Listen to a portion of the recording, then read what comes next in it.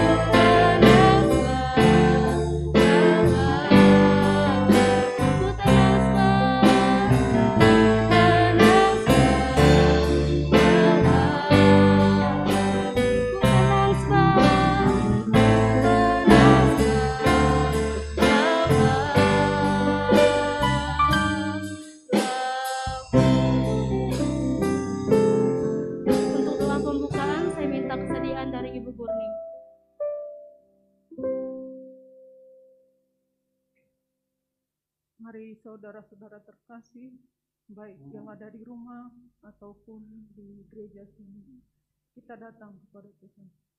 Tuhan, Allah Bapa kami mengucap syukur Tuhan. Kalau kami masih Tuhan, Kau berikan kesempatan memuji, menyembah Engkau ya Tuhan. Terima kasih Tuhan, terima kasih. Terlebih Tuhan pada saat-saat ini banyak hal-hal yang terjadi ya Tuhan. Tuhan, kami hanya berlindung kepada Engkau Tuhan. Engkau yang melingkupi kami ya Tuhan. Terima kasih. Sebentar kami akan memuji, menyembah Engkau ya Tuhan. Engkau memberkati kami semuanya, baik yang dilayani ataupun yang melayani. Terima kasih Tuhan. Di dalam nama Tuhan Yesus Kristus kami berdoa dan mengucap syukur. Haleluya. Amin. Puji Tuhan. Semuanya dipersilakan duduk kembali. Kita akan memuji Tuhan, meninggikan nama Tuhan. Kita angkat satu pujian yang berkata, besarkan nama Tuhan. Besarkan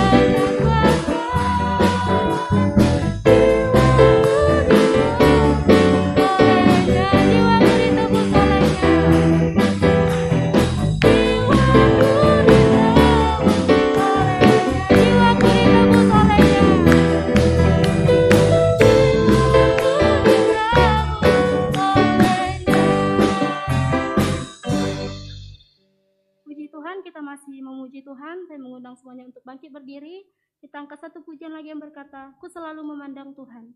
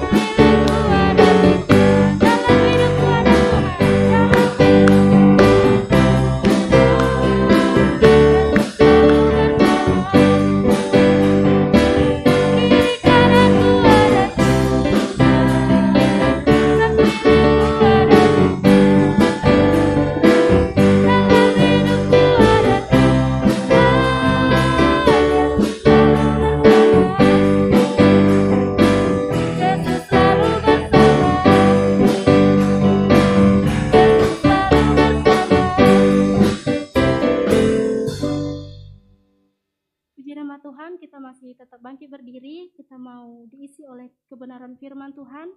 Kita angkat satu pujian yang berkata, "Ku beri kemuliaan sebab Kau besar."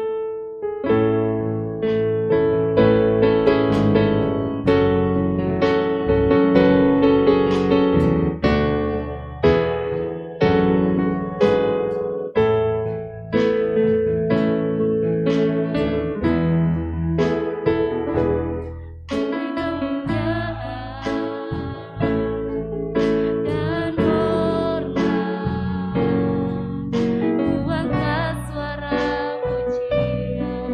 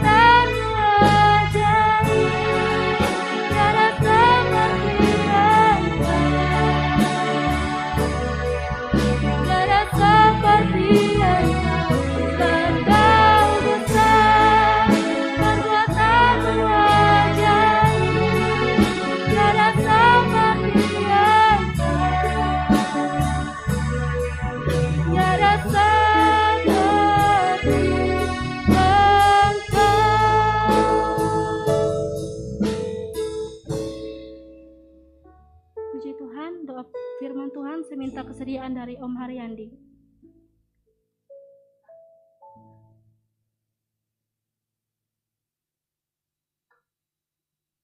Saudara-saudara yang kekasih di dalam Tuhan, baik yang ada di rumah maupun yang ada di rumah Tuhan, mari kita berdoa. Bapa kami di dalam sorga, Bapa kami di dalam nama Tuhan Yesus, kami bersyukur, kami berterima kasih Tuhan, kalau kami semua ada di dalam perlindungan Tuhan, sehingga sore hari ini Tuhan kami bersama-sama boleh menikmati ibadah, baik ibadah langsung, baik ibadah lewat online yang ada Tuhan. Kami percaya kuasa firman Allah, perkataan Allah, kami boleh dengar lewat hamba-Mu yang akan menyampaikan firman-Mu. Terima kasih Tuhan, Engkau sudah urapi hamba-Mu, sehingga kuasa Tuhan boleh bekerja.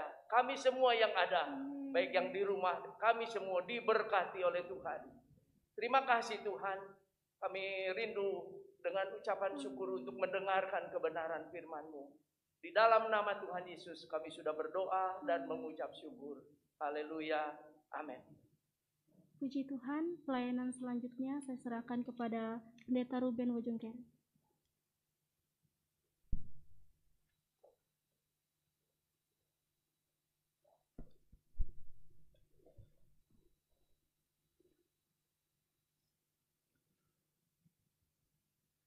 Haleluya.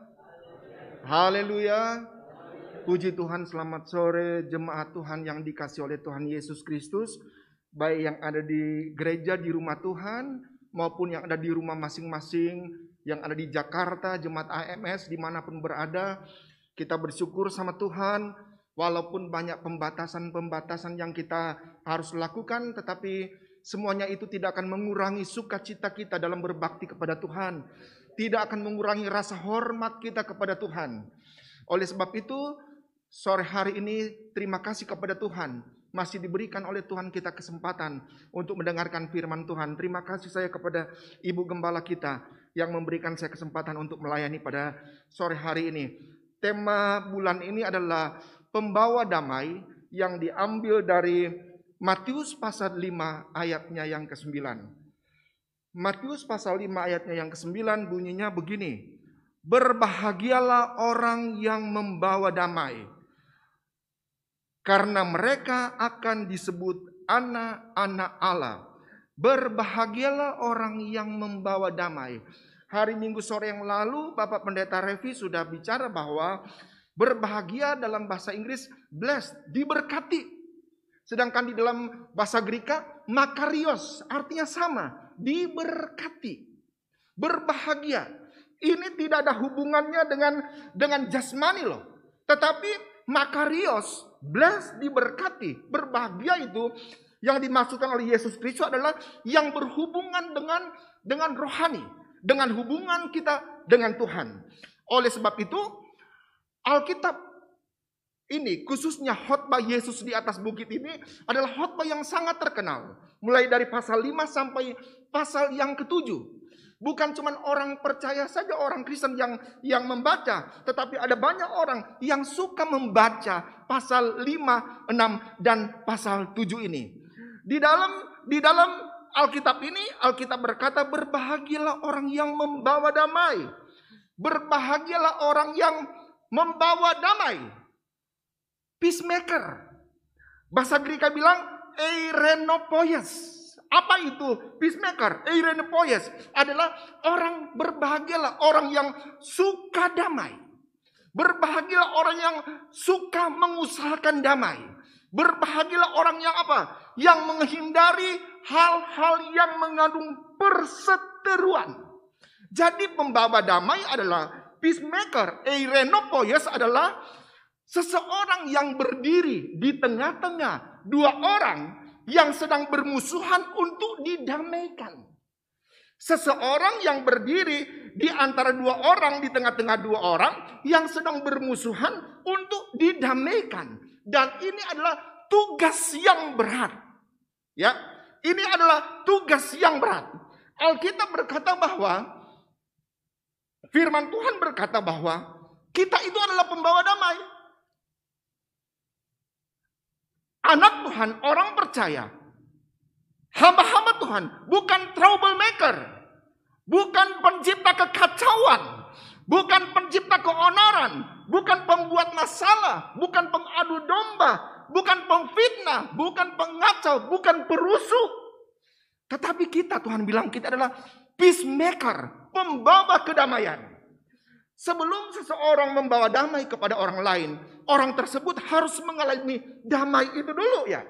Dia harus mengerti, dia harus berdamai dulu dengan banyak orang, baru kemudian dia bisa berkata, dia bisa mendamaikan dua orang yang sedang bermusuhan, dua orang yang sedang berkelahi. Dia tidak bisa menjadi juru damai kalau dia sendiri tidak berdamai dengan orang lain, tidak berdamai dengan tetangga, tidak berdamai dengan saudara, tidak berdamai dengan orang tua, tidak berdamai dengan saudara seiman. Dia tidak bisa menjadi juru damai. Coba kita baca dalam Roma pasal 12 ayat 18. Roma pasal 12 ayat 18.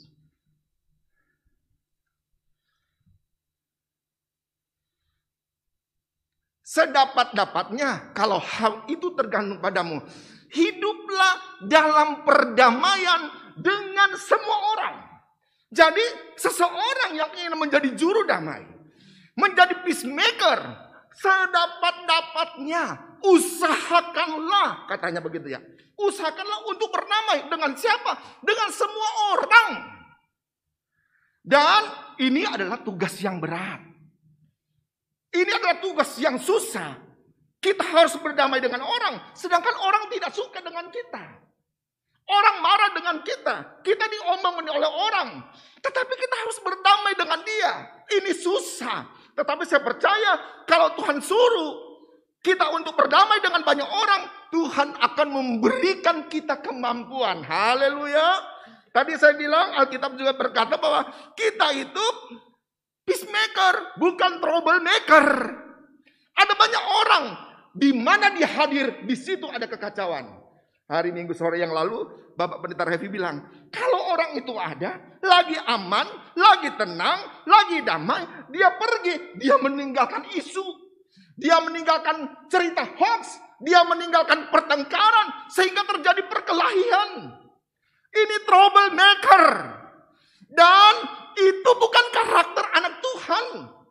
Bukan karakter hamba Tuhan. Bukan karakter murid Yesus Kristus. Ini adalah karakter dari iblis. Si pencipta keributan. Bapak Ibu yang kekasih dalam Yesus Kristus. Kita baca lagi Ibrani 12 ayat 14. Ibrani pasal 12 ayat 14. Berusahalah hidup damai dengan semua orang. Dan kejarlah kekudusan. Sebab tanpa kekudusan tidak seorang pun akan melihat Tuhan. Ternyata hidup damai itu sebanding dengan hidup kekudusan.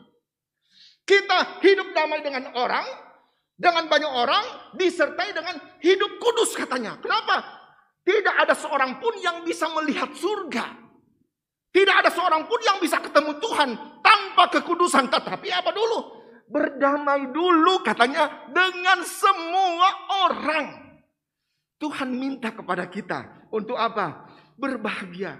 Diberkatilah orang yang membawa damai. Orang Muslim tidak mungkin membaca Alkitab, saudara-saudara kita yang Muslim, karena mereka punya Al-Quran. Orang Hindu tidak mungkin dia baca jadi Kejadian sampai Wahyu, Alkitab, karena dia punya Alkitab Weda. Orang Buddha punya Tipitaka, dia baca itu. Tetapi Alkitab juga berkata, Rasul Paulus berkata dalam 1 Korintus 3 ayat 5, kita itu adalah surat yang terbuka. Kita itu surat yang terbuka, yang dibaca oleh banyak orang. Jadi ada jutaan orang, miliaran orang yang tidak baca Alkitab. Tetapi mereka membaca Alkitab. Mereka membaca firman Tuhan lewat kehidupan orang-orang percaya. Amin. Seorang tokoh dunia yang sangat terkenal, Mahatma Gandhi dari India. Pada waktu itu India dijajah oleh Inggris. India orang Hindu, Inggris orang Kristen. Tetapi Mahatma Gandhi adalah seorang tokoh yang senang dengan Alkitab. Ternyata dia suka baca khotbah Yesus di atas bukit ini dia. Pasal 5, 6, dan 7. Sehingga dia pernah berkata dengan satu kalimat yang luar biasa. Dia bilang begini. Kalau orang Kristen, waktu itu orang Inggris ya, yang menjajah India. Kalau orang Kristen hidupnya sama seperti khotbah Yesus Kristus di atas bukit. Saya akan menjadi Kristen katanya. Saya akan menjadi Kristen. Tetapi karena orang Inggris si penjajah, hidup mereka tidak membawa kedamaian, tidak membawa ketenangan. Mereka menindas. Dia tidak mau jadi orang Kristen. Ternyata kehidupan orang Kristen, waktu kita ambil keputusan percaya kepada Yesus Kristus, ambil keputusan untuk menjadi anak Tuhan, ambil keputusan untuk menjadi hamba Tuhan. Ada banyak tuntutan yang diminta oleh orang-orang yang ada di sekitar kita. Amin, amin. Jangan beginilah, jangan begitulah, harus beginilah, orang Kristen harus beginilah, harus begitu. Ada banyak tuntutan loh yang orang-orang minta kepada kita. Waktu kita percaya kepada Yesus Kristus. Sekarang mampukah kita menampilkan karakter Yesus Kristus dalam diri kita? Dalam kehidupan kita sehari-hari. Dunia sekarang kacau loh. Melalui media sosial ada cerita bohong. Ada fitnah. Ada pembulian di mana-mana. Tidak ada damai. Dan dunia sekarang membutuhkan orang percaya. Anak-anak Tuhan. Hamba-hamba Tuhan yang akan apa? Membawa berita damai. Haleluya, haleluya. Membawa berita yang menyejukkan. Dan itu ternyata memang tugas kita sebagai orang percaya. Diberkatilah, berbahagialah, makarios orang yang membawa damai. Saat ini dunia perlu air yang sejuk. Dunia terlalu gerah, panas. Ada kemarahan di mana-mana. Ada protes di mana-mana. Perlu juru damai. Dan juru damai itu adalah anak-anak Tuhan. Tuhan punya rencana yang bagus bagi kita. Waktu Tuhan tempatkan kita di Cianjur. Tuhan mau menjadi kita itu. Bahasanya Kak Revi waktu hari Minggu. Agennya Tuhan. Waktu jemaat AMS ditempatkan di Jakarta. Tuhan mau jemaat AMS menjadi apa? Agennya Tuhan lewat apa? Berita damai. Sangat susah sekarang orang mencari kedamaian. Kenapa? Damai itu tidak bisa dibeli. Tapi damai itu harus dirasakan. Di gereja kita penuh dengan damai. Ayo jemaat yang dikasih oleh Tuhan. Yang ada di sini, yang ada di rumah. Mari bagi kedamaian bagi orang-orang yang butuh kedamaian itu. Kita punya. Karena Yesus berkata, waktu dia mau naik ke surga, damai sejahteraku, aku tinggalkan kepada engkau.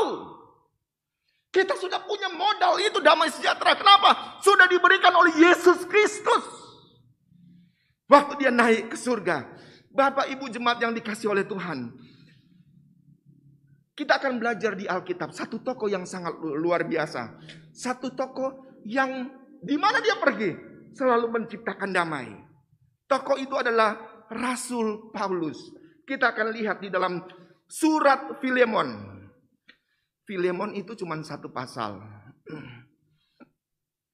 Surat Filemon. Surat Filemon ditulis oleh Rasul Paulus pada tahun kira-kira tahun 62 Masehi. Dan ditulis pada waktu Rasul Paulus ada dalam penjara. Surat Filemon ini ditujukan oleh Paulus kepada seorang temannya yang sama-sama pelayan. Namanya Filemon, seorang yang berjemaah, seorang yang melayani di gereja Kolose. Ya, jadi di dalam penjara, Rasul Paulus masih bisa menulis loh. Dan kata-katanya itu kata-kata bagus. Biasanya orang kalau dalam penjara yang dia akan tulis itu pengeluhan. cerita tentang sengsaranya, cerita tentang dia makan tidak baik, cerita bagaimana dia diperlakukan oleh teman-temannya. Tapi Rasul Paulus, dia dipenjara dalam usia yang tua, tidak ada kata-kata negatif yang keluar dari mulutnya. Tidak ada tulisan negatif yang dia tuliskan di atas kertas. Tetapi dia menulis kepada seorang Filemon, seorang teman kerjanya. Dia menulis tentang seseorang yang bernama Onesimus. Ada Om Onesimus di sini. Siapakah Onesimus itu? Onesimus adalah seorang hamba, seorang budak, seorang jongos daripada Filemon. Artinya Filemon ini seorang yang kaya. Dia punya budak, dia punya hamba yang namanya Filemon. Tapi Filemon ini membuat satu kesalahan besar Onesimus ini berbuat kesalahan besar kepada tuannya, yaitu dia mencuri. Dan dia melarikan diri. Pada waktu itu hukum Romawi, seorang budak itu yang melarikan diri bisa dihukum mati. Karena budak itu sudah dibeli oleh tuannya, sudah dibayar. Mati atau hidup, dia ada di tangan tuannya. Onesimus ini mencuri dan dia lari. Patut dihukum mati loh si Onesimus itu. Dia ditangkap dan dia dimasukkan dalam penjara. Di penjara, dalam cerita ini ya, di penjara Onesimus ini ketemu dengan Rasul Paulus. Onesimus yang pencuri, Onesimus yang tidak bisa diandalkan, yang melarikan diri dari tanggung jawabnya, ditangkap masuk penjara, ketemu dengan seorang hamba Tuhan namanya Paulus. Ternyata di penjara itu Paulus memberikan nasihat kepada Onesimus. Paulus memberitakan Injil kepada Onesimus sampai Onesimus bertobat. Onesimus menerima Tuhan Yesus Kristus sebagai Tuhan dan juru selamat. Dan Onesimus begitu disayang oleh Rasul Paulus sehingga Rasul Paulus berencana, nanti kalau Filemon sudah keluar, kalau Onesimus sudah keluar dari penjara, aku akan kirimkan dia kembali pulang kepada Filemon. Ini hal yang berat loh. Filemon kan orang kaya. Dia tuan. Dia punya budak. Budaknya sudah mencuri. Budaknya sudah berkhianat. Dan ada seorang hamba Tuhan yang sudah membuat dia bertobat. Onesimus dan hamba Tuhan ini ingin memperdamaikan loh.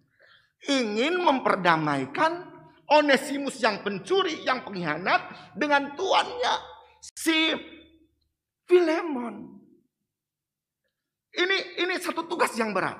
Tetapi disinilah Rasul Paulus berdiri sebagai seorang perantara, sebagai seorang mediator yang ingin memperdamaikan Filemon dengan Onesimus. Sudah terjadi permusuhan, ada akar pahit. Filemon sudah kehilangan harta. Dia dikhianati. Onesimus merasa dia dirugikan, dia dimasukkan ke dalam penjara. Sudah ada ketidaksukaan antara Onesimus dan Filemon. Tetapi oleh kemurahan Tuhan, Rasul Paulus punya jiwa pendamai. Sehingga dia mau antara tuan dan budak ini yang sudah berselisih harus didamaikan. Paulus begitu mengasihi Filemon. Kalau kita baca dalam ayatnya yang ke-8, 9, 13 dan 14. Karena itu, sekalipun di dalam Kristus aku mempunyai kebebasan penuh untuk memerintahkan kepadamu apa yang harus engkau lakukan. Tetapi mengingat kasihmu itu, lebih baik aku memintanya daripadamu. Aku Paulus yang sudah menjadi tua, lagi pula sekarang ada di penjara karena Kristus Yesus. Rasul Paulus ada di penjara bukan karena penjahat, bukan karena kriminal, tapi dia ada di penjara karena Yesus Kristus. Dan dia bilang, aku tidak mau ambil tindakan sendiri. Dia ngomong dulu, di sini kita bisa temukan bahwa Paulus seorang hamba Tuhan yang tidak otoriter. Dia tanya dulu, aku tidak mau ambil keputusan sendiri. sebagai seorang mediator, seorang pembawa damai. Dia izin dulu tentang Onesimus ini. Dia bukan orang otoriter. Jadi ciri-ciri pembawa damai adalah tidak otoriter. Dia tidak memaksa loh. Kemudian Paulus itu adalah seorang yang mempunyai roh kebapaan. Ayat 10. Ayat 10 dia bilang begini. Mengajukan permintaan kepadamu mengenai anakku yang kudapat selagi aku dalam penjara, yaitu Onesimus. Onesimus tidak ada hubungan darah dengan Paulus. Tapi Paulus bilang begini, anakku yang aku dapat di dalam penjara. Benar-benar Paulus seorang yang rendah hati. Dia bisa mengakui seorang pencuri.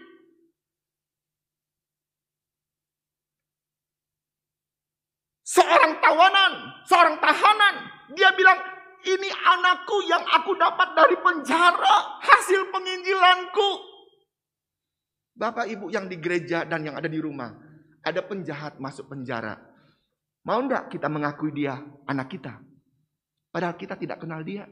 Baru kenal dalam penjara. Baru kenal 1-2 hari. Dan kita bilang ke seluruh orang, ini anakku. Berani bilang begitu? Tidak ada hubungan saudara. Dia penjahat. Ada di penjara. Dan dia bilang, ini anakku.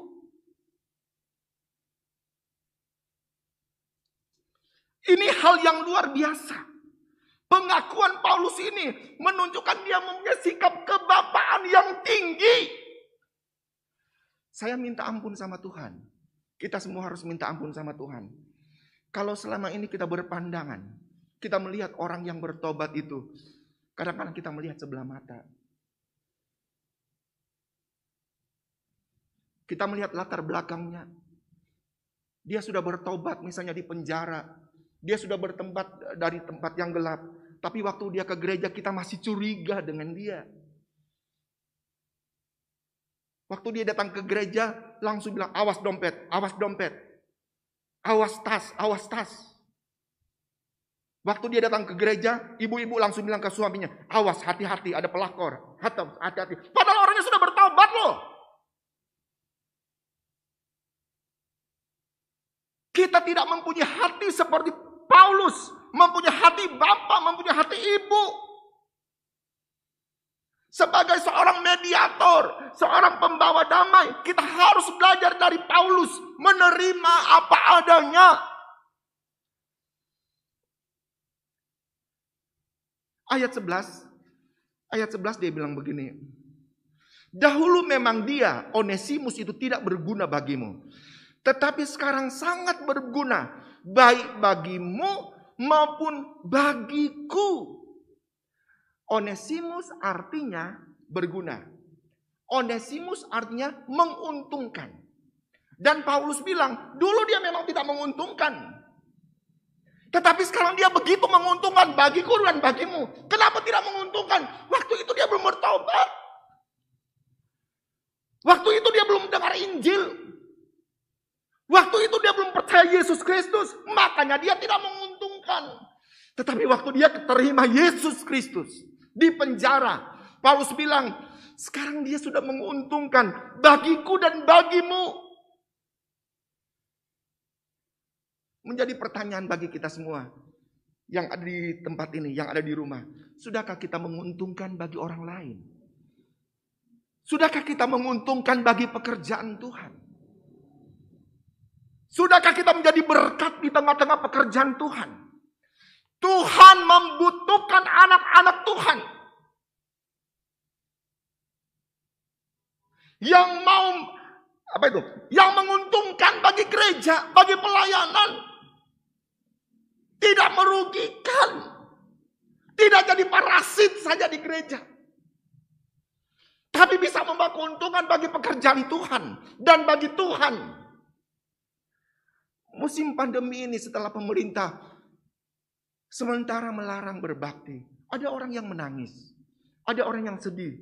Kenapa? Tidak bisa ke gereja, tidak bisa bersama-sama memuji Tuhan, tidak bisa mendengar kesaksian secara langsung. Tetapi ada orangnya juga yang puji Tuhan, libur telah tiba, libur telah tiba. Seperti anak sekolah. Ingatkan waktu kita masih sekolah dulu ya, kalau sudah libur senang banget, libur telah tiba. Dan mungkin seperti itu sekarang ada jamaat Tuhan. Ada anak-anak Tuhan yang libur telah tiba, puji Tuhan, ada alasan tidak ke gereja. Kan disuruh pemerintah. Kenapa tidak live streaming? Puji Tuhan tidak ke gereja, kesempatan jalan-jalan. Padahal ada yang sedih. Kenapa? Tidak bisa bertemu dengan saudara-saudara seiman.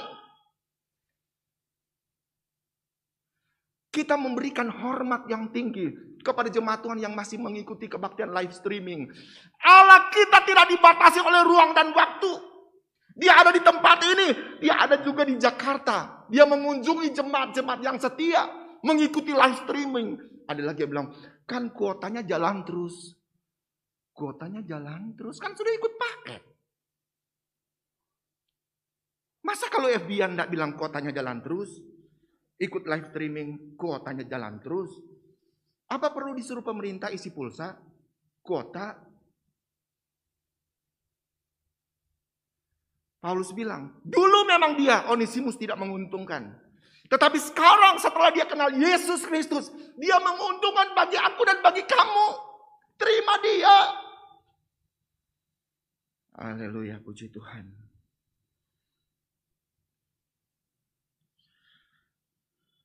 Kita bisa melihat di sini kerendahan hati seorang pembawa damai.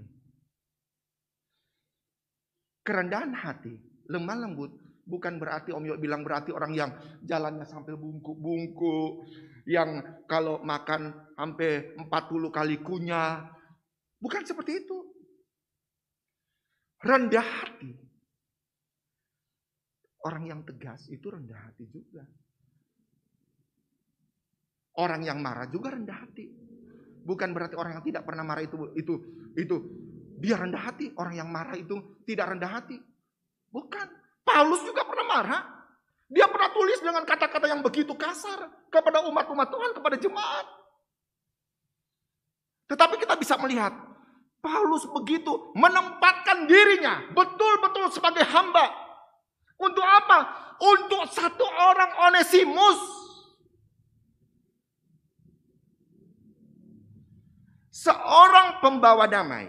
Pembawa damai itu adalah pembawa berita kasih Allah.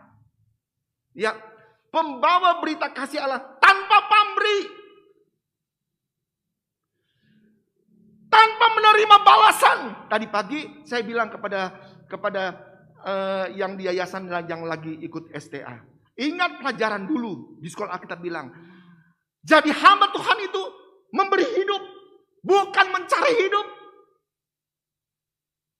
Masa ada orang tinggalkan pelayanan cuma gara-gara duit? Di saat pandemi seperti ini.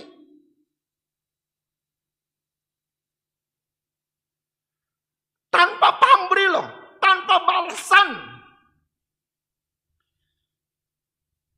Ayat 15. Ayat 15 begini bunyinya. Sebab mungkin karena itulah dia dipisahkan sejenak daripadamu, supaya engkau dapat menerimanya untuk selama-lamanya.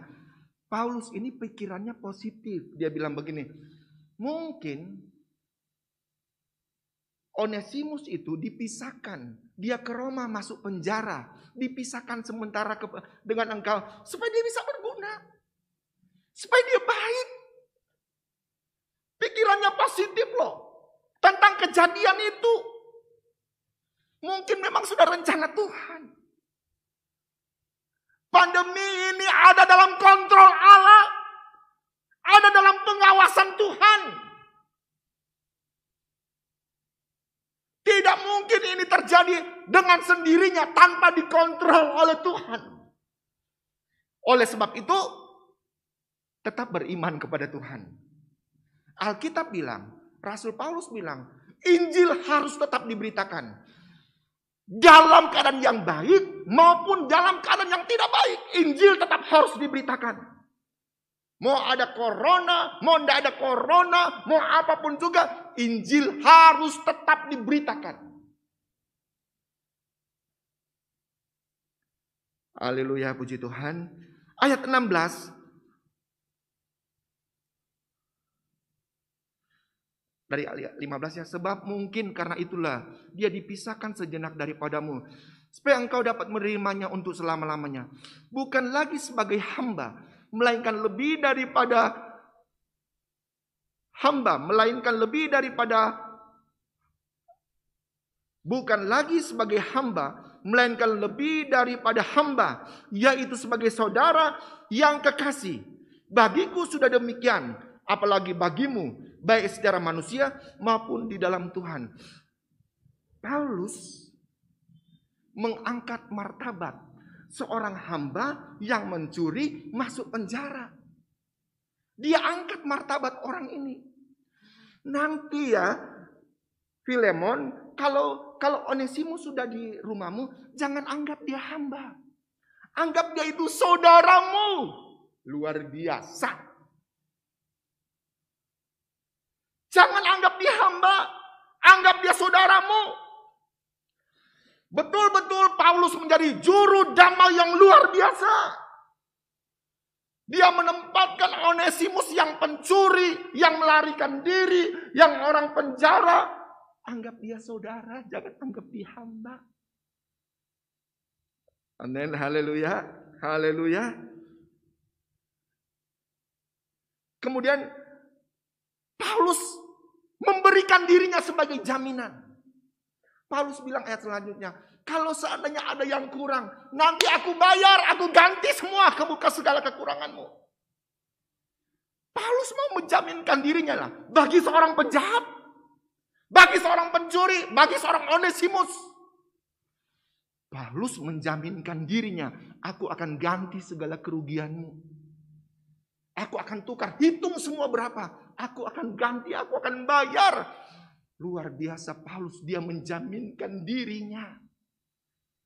Haleluya, haleluya. Sekarang zaman egois, zaman materialistis. Tidak ada orang yang mau rugi untuk orang lain. Karena orang lain. Saya ingat beberapa tahun lalu, di Jawa Barat ada gereja yang bermasalah. Dan saya kalau Om Yoyo lagi rapat MD kan harus berdiri di depan pintu. Di kantor MD. Dan saya dikit mendengar bahwa Om Yoyo mengumpulkan duit. Untuk satu gereja yang sudah digade. Untuk satu gereja yang sudah dijual. Mau korbankan harta sendiri, uang sendiri. Demi orang mata duitan. Susah cari orang seperti itu. Yang mau menjaminkan dirinya. Kalau jadi apa-apa gimana? Kita yang malu. Kalau jadi apa-apa kita yang disalahkan. Tetapi Paulus tidak memikirkan itu. Dia menjaminkan dirinya. Aku jaminannya katanya. Aku akan ganti semua. Dan yang terakhir Paulus bilang begini. Kamu juga kan punya utang kepada aku. Dia bilang kepada Filemon. Jadi kemungkinan besar Filemon sebelum dia jadi pelayan Tuhan, dia juga sama dengan Onesimus. Seorang penjahat, seorang yang tidak benar. Dan dia bertobat di tangannya Paulus. Sehingga Paulus ingatkan, ingat ya, kamu juga punya utang sama saya. Bukan utang harta, tapi utang keselamatan.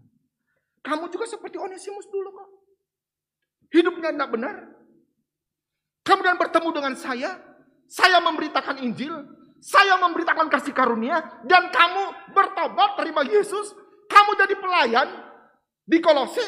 Ingat itu, kamu juga punya utang sama saya loh. Ujung-ujungnya Paulus harus ngomong seperti itu. Hutang apa? Hutang keselamatan. Kita harus bersyukur kepada orang-orang yang sudah mengambil bagian dalam keselamatan kita. Memang Tuhan juru selamat. Semua Tuhan yang atur. Tetapi ingat, Tuhan memakai orang-orang sebagai perantara, sebagai juru damai untuk memperkenalkan Tuhan kepada dia. Berterima kasih kepada gembala kita yang sudah memperkenalkan kita kepada Yesus Kristus. Yang dulu kita hitam, dulu kita jahat, dulu kita berdosa. Tetapi karena ada orang yang memperkenalkan Yesus kepada kita, kita bisa kenal kasih karunia Tuhan, kita diberkati. Ingat itu. Jangan sombong. Jangan menghakimi. Ingat dulu kita seperti yang lain juga. Jemaat yang dikasih oleh Yesus Kristus, baik yang ada di gereja, yang ada di rumah. Sekali lagi, dunia membutuhkan damai sejahtera. Dan damai sejahtera itu Tuhan sudah berikan kepada kita. Sekarang banyak keributan, banyak hoax, banyak iri hati, banyak dendam, banyak dengki. Mari kita berdiri sebagai juru damai. Memang kita belum sempurna. Ada kekurangan sana, ada kekurangan sini. Tetapi kita akan berusaha untuk menjadi juru damai yang baik. Pemberita damai yang baik. Sehingga ada banyak orang dikuatkan. Ada banyak orang dimenangkan. Ingat, kita juga dulu harus masuk neraka. Kita harus dihukum, kita harus masuk penjara. Tetapi oleh kasih karunia Tuhan, ada orang yang memberitakan damai kepada kita. Puji Tuhan, Tuhan Yesus memberkati kita semua. Kita nyanyikan pujian Kasih Yesus Indah Dalam Hidupku. Pemain musik silakan maju ke depan.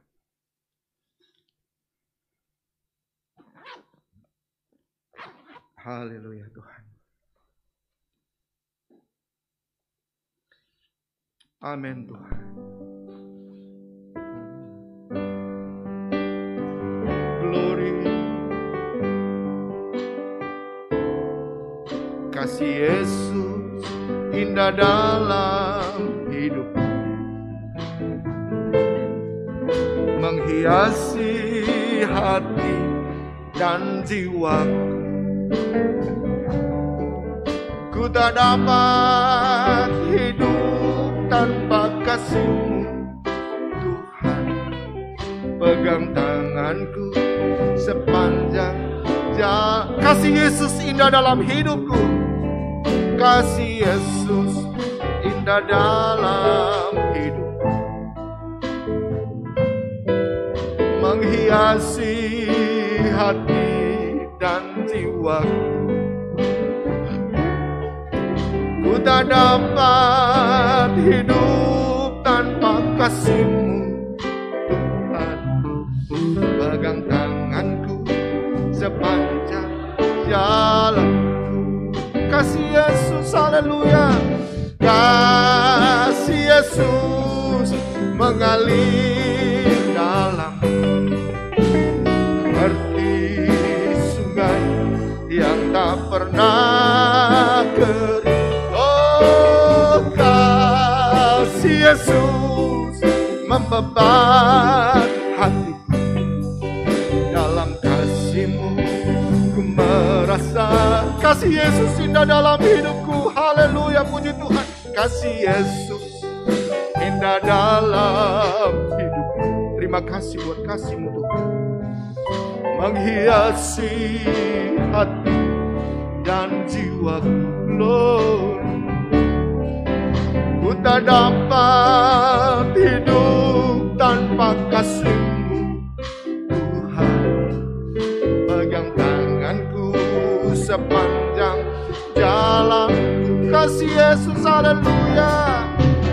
Kasih Yesus mengalir dalam seperti sungai yang tak pernah kering. Oh, kasih Yesus membebat hatiku. Dalam kasih-Mu merasa. Kasih Yesus, haleluya, amin, amin, amin Tuhan. Kasih Yesus mengalir dalam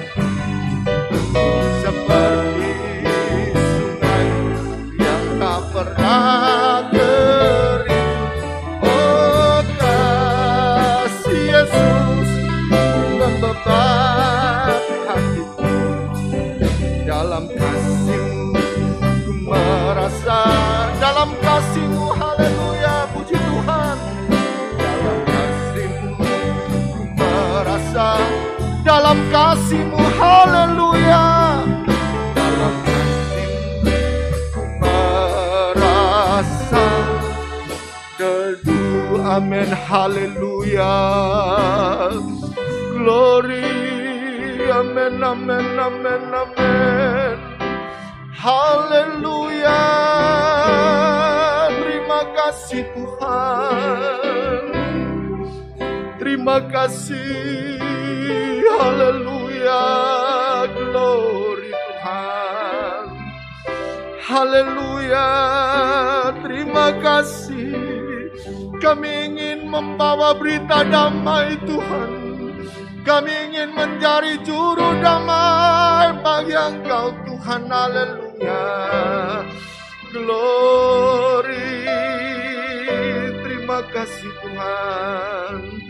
Haleluya. Terima kasih Tuhan. Kasih Yesus. Dengan hormat nanti Saudari Mary maju ke depan berdoa. Seperti sungai yang tak pernah kering. Oh, kasih Yesus membebat hati. Dalam kasih-Mu merasa teduh. Selanjutnya saya serahkan kepada Bapak Onesimus.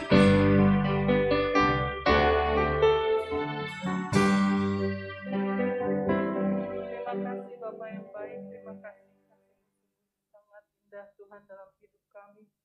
Terima kasih Tuhan, biarlah kami boleh menjadi juru damai Tuhan di antara sesama kami Tuhan, sehingga kami boleh berkenan di hadapan-Mu. Terima kasih Bapa, Engkau berkati hamba-Mu yang sudah menyampaikan firman Tuhan, berkati pelayanannya Tuhan dimanapun hamba-Mu melayani Tuhan. Terima kasih Bapa, Engkau sudah memberkati kami yang ada di sini, dan Engkau juga sudah memberkati jemaat-Mu yang ada di rumah. Terima kasih Bapa, kami serahkan kehidupan kami, untuk kami boleh mampu Tuhan menjadi pelaku-pelaku firman-Mu. Dalam nama Tuhan Yesus Kristus kami sudah berdoa dan mengucap syukur. Haleluya. Amin. Puji Tuhan, saudaraku, kita sudah diberkati oleh Tuhan Yesus melalui firman Allah yang disampaikan oleh hamba-Nya, baik di tempat gereja maupun yang di rumah. Tiba saatnya kita akan berikan korban syukur kita. Korban dijalankan satu kali, yang di rumah juga boleh kasih kolekte ya. Sampai masa tuamu, aku Yesus tetap dia.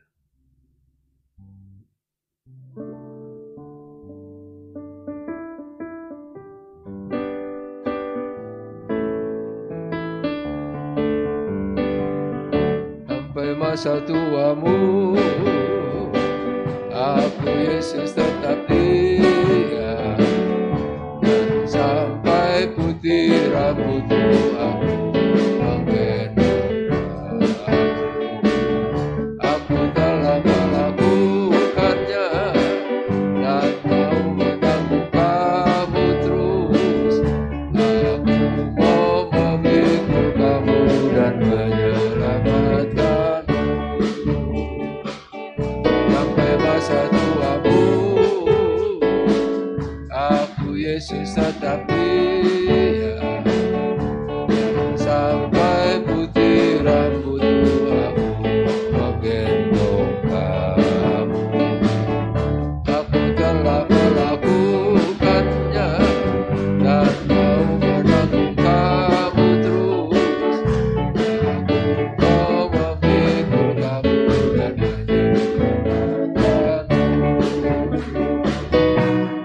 masa tuamu.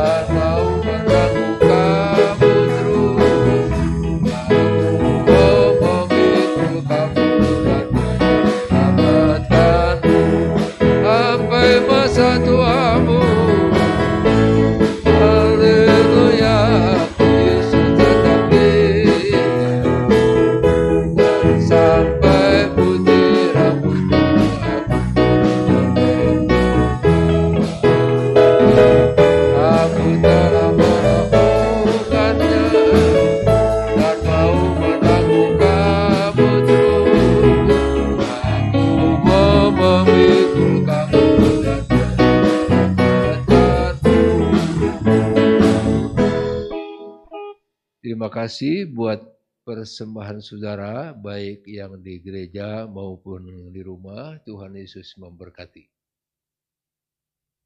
Besok ada ibadah.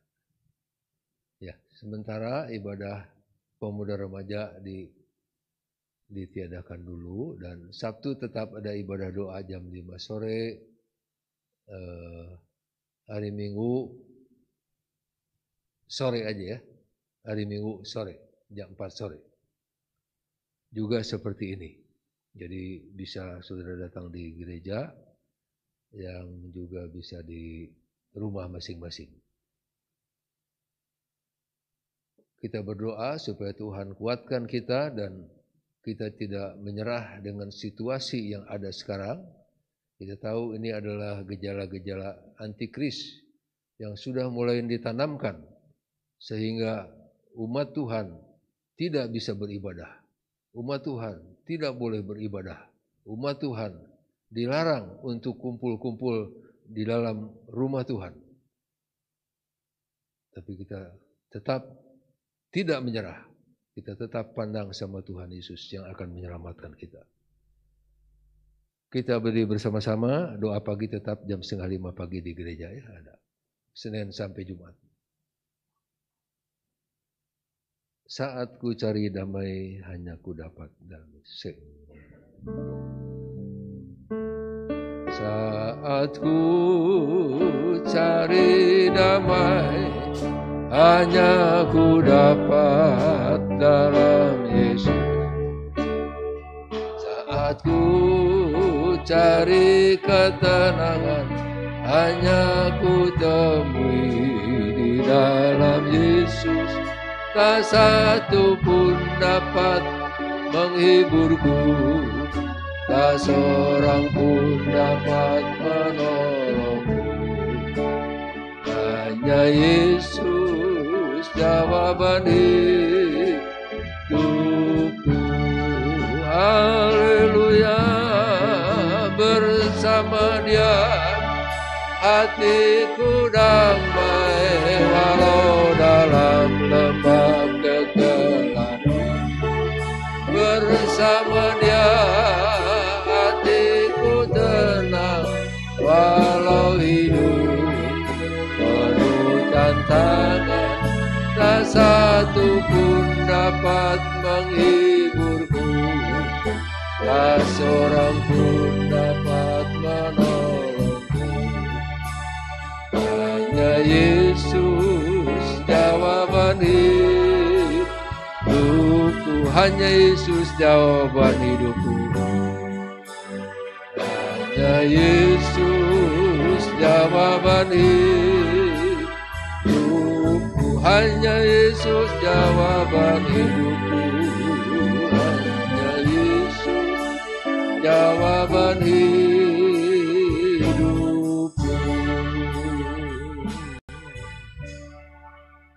Inilah menjadi pengakuan kami, Engkau jawaban hidup kami, sementara kami ada di dalam dunia ini. Damai-Mu Tuhan yang Engkau berikan kepada kami, damai yang tidak sama seperti dunia berikan, melainkan damai yang Tuhan Yesus mau mengampuni salah orang, mau menerima orang apa adanya Tuhan, di dalam Engkau Tuhan Yesus. Terima kasih buat hamba-Mu Bapak Pendeta Ruben Ujungko yang sudah menjadi saluran berkat bagi kami.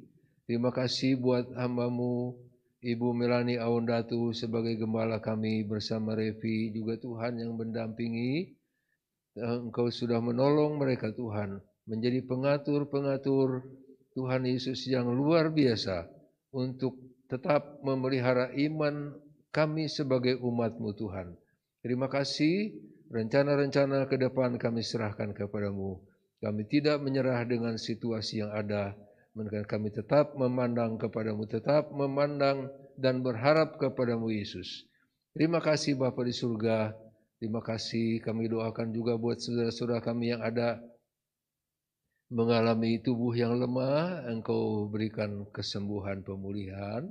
Engkau juga Tuhan menolong, Tuhan terlebih, Tuhan Yesus, iman yang lemah Engkau kembali kuatkan.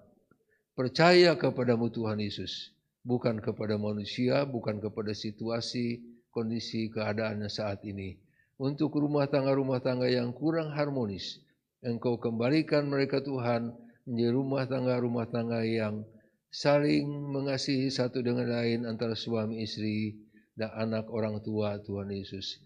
Terima kasih Bapa, bahkan hubungan kami sesama jemaat Engkau pulihkan dengan damai-Mu Tuhan Yesus. Terima kasih Bapa di surga, terima kasih pertemukan kami kembali pada ibadah-ibadah yang akan kami hadapi pada saat depan.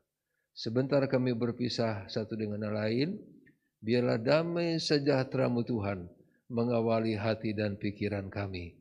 Itulah sebabnya saudara-saudaraku yang kekasih, biarlah sebentar kita pulang ke rumah masing-masing dengan membawa serta berkat dari Allah yang menjadi Bapa kita di dalam kasih sayang Yesus Kristus serta penghiburan pengurapan Roh Kudus yang mempersatukan kita senantiasa menjadi satu mulai saat ini sampai Maranatha Yesus datang kali yang kedua di dalam nama Tuhan Yesus Kristus. Haleluya, yang percaya bilang amin.